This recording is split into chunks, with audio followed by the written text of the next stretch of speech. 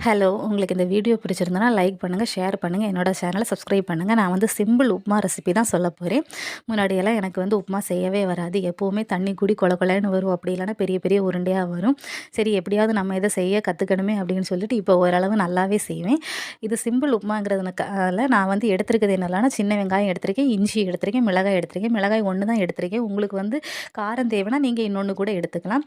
இல்லை உங்களுக்கு கொஞ்சம் வெரைட்டியாக உப்புமா செய்யணும்னா நீங்கள் வந்துட்டு இதே இதிலே வெஜிடபிள்ஸ் எல்லாம் ஆட் பண்ணிக்கலாம். கேரட், பீன்ஸு அந்த மாதிரி வெஜிடபிள்ஸ் எல்லாம் ஆட் பண்ணிக்கலாம். மசாலாஸ் எல்லாம் ஆட் பண்ணிக்கலாம். நான் வந்து சிம்பிளாக செய்கிறதுனால தான் இவ்வளோ எடுத்துருக்கேன். அதுக்கப்புறம் கொஞ்சம் தேங்காய் துருவி வச்சுக்கோங்க. முதல்ல பேன் எடுத்து தாளிச்சுக்கோங்க. அதுக்கப்புறமா சின்ன வெங்காயம், இஞ்சி, மிளகாய் ஆட் பண்ணி கிளறி விட்டுக்கோங்க.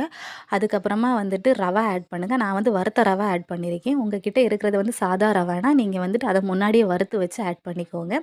அதுக்கப்புறம் தேவையான அளவு உப்பு போட்டுக்கோங்க.